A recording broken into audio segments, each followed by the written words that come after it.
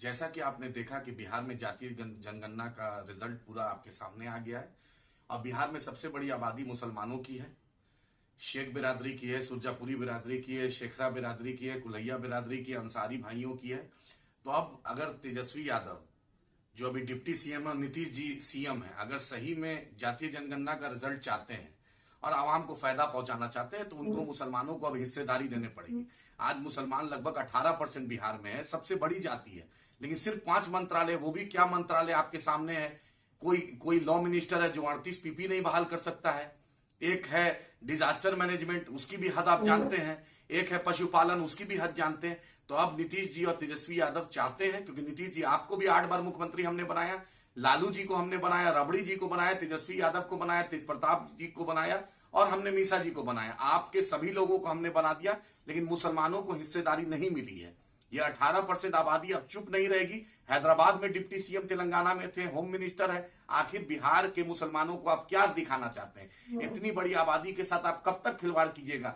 आपको चपरासी क्वार्टर से हमने शीशमहल पहुंचा दिया, लेकिन हमें क्या मिला? आप नीतीश जी मुख्यमंत्री 8 बार बढ़ गए, लेकिन शेरसवादी बिरादरी से एक भी मिनिस्टर नहीं, सुरजापुरी बिरादरी से नहीं, शेखड़ा बिरादरी से नहीं, अंसारी बिरादरी से नहीं। आखिर इन बिरादरियों के साथ नाइंसाफी क्यों हो रहा है? अगर नीतीश जी और तेजस्वी यादव और लालू जी सही में चाहते हैं जातीय आधारित जनगणना का फायदा इंसाफ करना चाहते हैं, तो अब इन बिरादरियों को हिस्सेदारी देने पड़ेगी। मुसलमानों को आबादी के हिसाब से हिस्सेदारी देने पड़ेगी।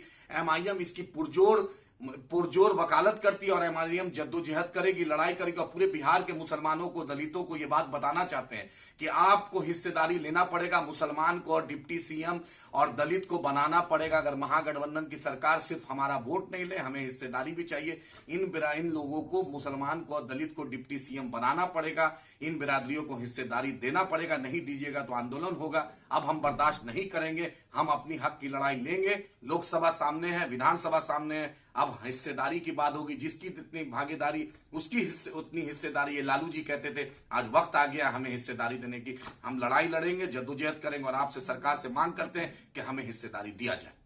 70 वर्षों से विश्वसनीय प्रतिष्ठान बंशीधर इलेक्ट्रिकल्स। एक बार सेवा का मौका अवश्य थे। Banshidhar electricals, law college road, Subhash Chowk, Indian bank के पीछे।